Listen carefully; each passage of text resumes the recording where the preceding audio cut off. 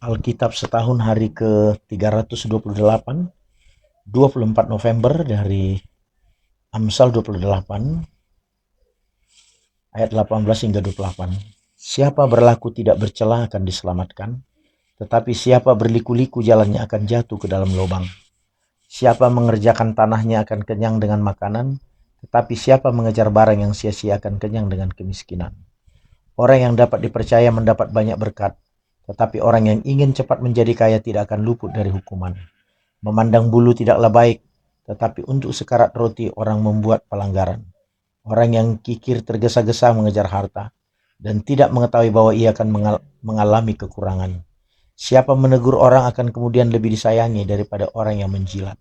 Siapa merampasi ayah dan ibunya dan menyangka bahwa itu bukan suatu pelanggaran, ia sendiri adalah kawan si perusak. Orang yang loba menimbulkan pertengkaran, tetapi siapa percaya kepada Tuhan diberi kelimpahan. Siapa percaya kepada hatinya sendiri adalah orang bebal, tetapi siapa berlaku dengan bijak akan selamat. Siapa memberi kepada orang miskin tak akan berkekurangan, tetapi orang yang menutup matanya akan sangat dikutuki.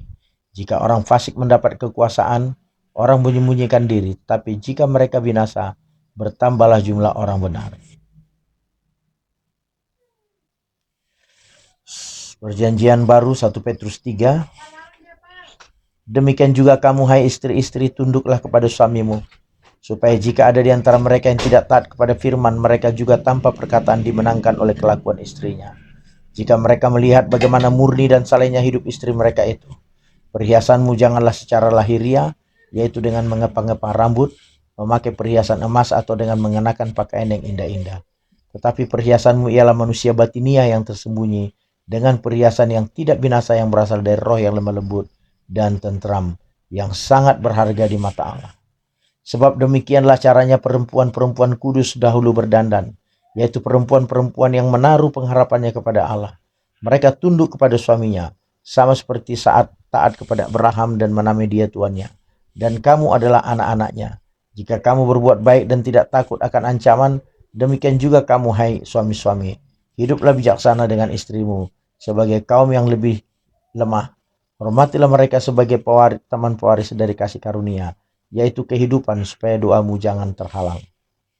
Dan akhirnya hendaklah kamu semua seia sekata, seperasaan, mengasihi saudara-saudara, penyayang dan rendah hati.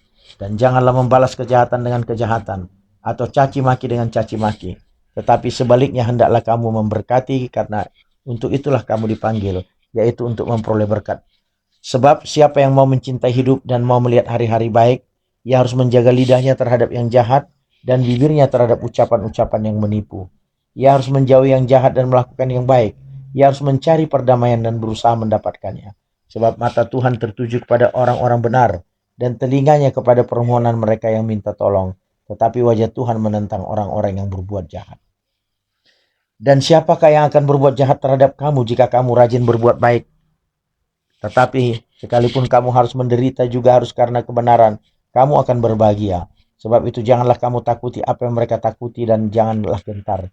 Tetapi kuduskanlah Kristus di dalam hatimu sebagai Tuhan, dan siap sedialah pada segala sesuatu waktu untuk memberi pertanggungjawab kepada tiap orang yang meminta pertanggungjawab dari kamu tentang pengharapan yang ada padamu. Tetapi haruslah dengan lemah lembut dan hormat, dan dengan hati nurani yang murni, supaya mereka yang memfitnah kamu karena hidupmu yang saleh dalam Kristus menjadi malu karena fitnahan itu. Sebab lebih baik menderita karena berbuat baik jika hal itu dikehendaki Allah, daripada menderita karena berbuat jahat. Sebab juga Kristus telah mati sekali untuk segala dosa kita, Ia yang benar untuk orang-orang yang tidak benar, supaya Ia membawa kita kepada Allah. Ia yang telah dibunuh dalam keadaannya sebagai manusia, tetapi yang telah dibangkitkan menurut roh. Dan di dalam roh itu juga Ia pergi memberitakan Injil kepada roh-roh yang di dalam penjara, yaitu kepada roh-roh mereka yang dahulu pada waktu Nuh tidak taat kepada Allah. Ketika Allah tetap menanti dengan sabar waktu Nuh sedang mempersiapkan bahteranya, di mana hanya sedikit, yaitu 8 orang yang diselamatkan oleh air bah itu. Juga kamu sekarang diselamatkan oleh kiasannya, yaitu baptisan. Maksudnya bukan untuk membersihkan kenajisan jasmani, melainkan untuk memohonkan hati nurani yang baik kepada Allah oleh kebangkitan Yesus Kristus yang duduk di sebelah kanan Allah, setelah Ia naik ke sorga sesudah segala malaikat, kuasa dan kekuatan ditaklukkan kepadanya.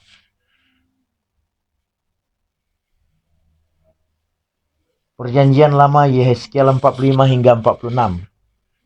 Pada waktu kamu membagi-bagi negeri itu menjadi milik pusakamu dengan jalan mengundi, kamu harus mengkhususkan sebidang dari tanah itu menjadi persembahan khusus yang kudus bagi Tuhan. Panjangnya 25.000 hasta dan lebarnya 20.000 hasta. Seluruh tanah yang di dalam batas ini adalah kudus. Dari tanah ini harus disediakan untuk tempat kudus suatu tempat persegi yang panjang dan lebarnya 500 hasta. Dan sekelilingnya ada laparan yang lebarnya 50 hasta. Dari daerah yang sudah diukur ini, ukurlah sebagian yang panjangnya 25.000 hasta dan lebarnya 10.000 hasta. Disitulah letaknya tempat kudus dan bagian ini adalah maha kudus. Iman adalah bagian yang kudus dari tanah itu dan menjadi tempat bagi imam-imam yang menyelenggarakan kebaktian di tempat kudus, yang dapat mendekat untuk melayani Tuhan. Itulah tempat perumahan mereka dan menjadi daerah kudus untuk tempat kudus. Yang 25.000 hasta panjangnya dan 10.000 hasta lebarnya harus menjadi milik orang-orang Lewi yang mendapat tugas pelayanan dalam bait suci. Itulah kota-kotanya, tempat tinggal mereka. Sebagai milik kota harus engkau tentukan 5.000 hasta lebarnya dan 25.000 hasta panjangnya. Perbatasan dengan persembahan khusus yang kudus itu. Itulah untuk seluruh kaum Israel. Mengenai bagian raja itu haruslah terdapat di sebelah barat dan di sebelah timur dari persembahan khusus yang kudus dan milik kota itu, dan harus berbatasan dengan kedua bagian itu. Yang di sebelah barat harus sampai ke perbatasan barat, yang di sebelah timur harus sampai ke perbatasan timur. Jadi panjangnya harus sama dengan panjang dari bagian suatu ke suku Israel, yaitu dari perbatasan barat perbatasan timur negeri itu. Itulah yang menjadi miliknya di tanah Israel, dan raja-raja Israel tidak akan lagi menindas umatku. Mereka akan menyerahkan negeri itu kepada kaum Israel menurut suku-suku mereka.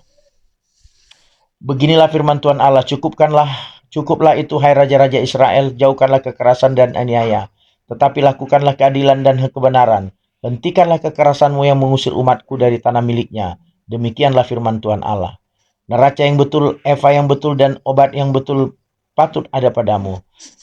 Sepatutnya lah eva dan bat mempunyai ukuran yang sama yang diterima, hingga satu bat isinya 1/10 homer, dan satu eva ialah 1/10 homer juga.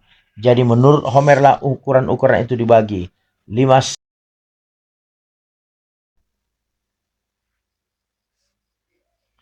Bagi kamu satu sikal sepatutnya sama dengan 20 gera. 5 sikal ya 5 sikal, dan 10 sikal ya 10 sikal. Dan 50 sikal adalah satu mina. Inilah persembahan khusus yang kamu harus persembahkan. 1/6 eva dari sehomer gandum dan 1/6 eva dari sehomer jelai. Tentang ketetapan mengenai minyak, 1/10 bat dari satu kor adalah sama dengan 10 bat. Seekor anak domba dari setiap 200 ekor milik sesuatu kaum keluarga Israel. Semuanya itu untuk korban sajian, korban bakaran, dan korban keselamatan, untuk mengadakan pendamaian bagi mereka. Demikianlah firman Tuhan Allah. Seluruh penduduk negeri harus mempersembahkan persembahan khusus ini kepada raja di Israel, dan rajalah yang bertanggung jawab mengenai korban bakaran, korban sajian, korban curahan pada hari-hari raya, bulan-bulan baru, hari-hari Sabat, dan pada setiap perayaan kaum Israel. Ialah yang akan mengolah korban penghapus dosa, korban sajian, korban bakaran, dan korban keselamatan untuk mengadakan pendamaian bagi kaum Israel.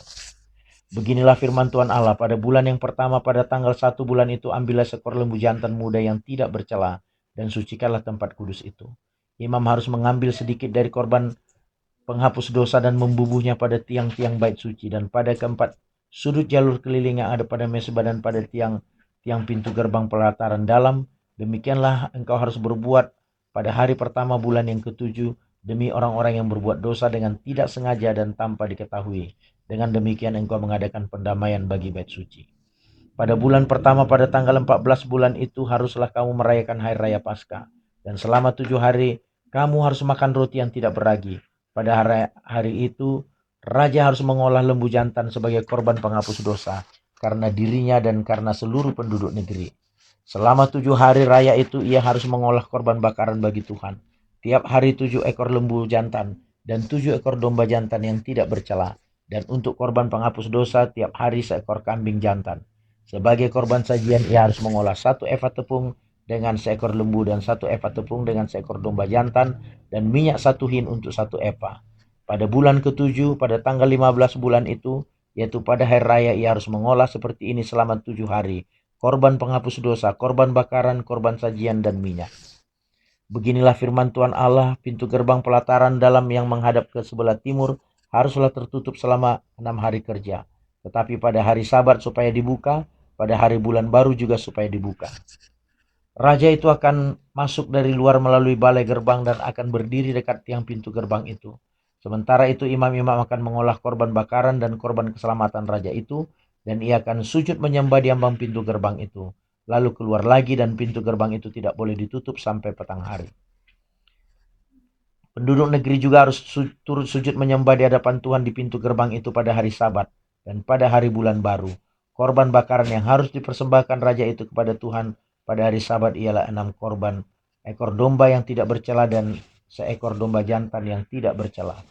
Korban sajian dari domba jantan harus diolah dengan 1 efa tepung, tetapi korban sajian dari domba-domba yang lain bergantung pada kemampuannya, serta minyak 1 hin untuk 1 efa. Pada bulan baru harus dipersembahkan seekor lembu jantan muda yang tiada bercela, serta 6 ekor domba dan seekor lembu domba jantan yang tiada bercela. Sebagai korban sajian ia harus mengolah 1 efa tepung dengan seekor lembu dan 1 efa tepung dengan seekor domba jantan. Tetapi korban sajian dari domba-domba lain bergantung pada kemampuannya, serta minyak 1 hin untuk 1 efa. Kalau raja hendak masuk ke dalam, ia harus masuk melalui balai gerbang dan keluar dari situ juga. Tetapi kalau penduduk negeri pada perayaan-perayaan yang telah berkumpul di hadapan Tuhan dan yang masuk melalui pintu gerbang utara untuk turut sujud menyembah, biarlah mereka keluar melalui pintu gerbang selatan. Dan yang masuk melalui pintu gerbang selatan, biarlah keluar melalui pintu gerbang utara. Janganlah seorang kembali melalui pintu gerbang kemasukannya, tetapi masing-masing harus keluar dari pintu gerbang yang di depannya. Mengenai raja itu, ia akan masuk bersama-sama mereka dan keluar bersama-sama mereka. Pada hari-hari raya dan perayaan-perayaan yang tetap harus ada korban sajian, yaitu 1 efa tepung diolah dengan seekor lembu jantan dan 1 efa tepung diolah dengan seekor domba jantan. Tetapi korban sajian dari domba-domba yang lain bergantung pada kemampuannya, serta minyak 1 hin untuk 1 efa.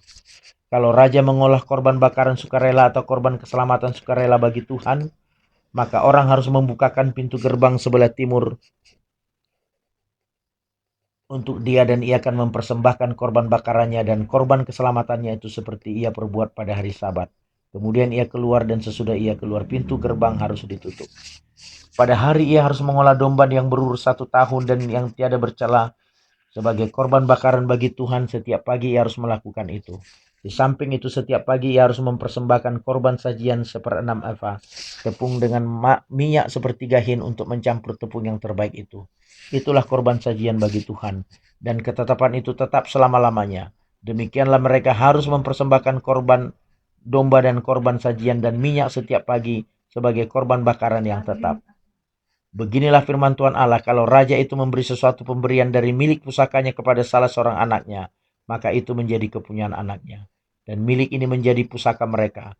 Kalau ia memberikan pemberian dari milik pusakanya kepada salah seorang hambanya, maka itu menjadi kepunyaannya sampai tahun kebebasan. Lalu harus kembali kepada raja itu. Hanya anak-anak raja itu boleh mewarisi milik pusakanya. Dan janganlah raja itu mengambil sesuatu dari milik pusaka rakyat, sehingga mereka terdesak dari miliknya. Hanya dari miliknya boleh ia mewariskan kepada anak-anaknya, supaya jangan seorang pun dari umatku didesak dari miliknya. Lalu dibawanya aku melalui pintu masuk yang di samping pintu gerbang ke bilik-bilik untuk para imam yang di sebelah utara tempat kudus. Dan sungguh di sana di bagian barat sekali ada suatu tempat. Ia berkata kepadaku, disinilah tempatnya imam-imam memasak korban penebus salah dan korban penghapus dosa dan membakar korban sajian. Dan mereka tidak boleh membawanya ke pelataran luar, supaya dengan demikian mereka jangan menguduskan umat Tuhan. Kemudian diiringnya aku ke pelataran luar dan membiarkan aku pergi ke tempat sudut pelataran itu. Sungguh di setiap sudut pelataran itu ada lagi pelataran. Pada keempat sudut pelataran itu ada pelataran-pelataran kecil, 40 hasta panjangnya dan 30 hasta lebarnya. Keempatnya sama ukurannya. Mengelilingi keempat pelataran kecil itu ada tembok batu, dan di bagian bawah tembok-tembok batu itu sekelilingnya diperbuat tempat-tempat memasak. Ia berkata kepadaku, inilah dapur tempat memasak, di mana petugas-petugas bait suci memasak korban sembelihan umat Tuhan. Amin.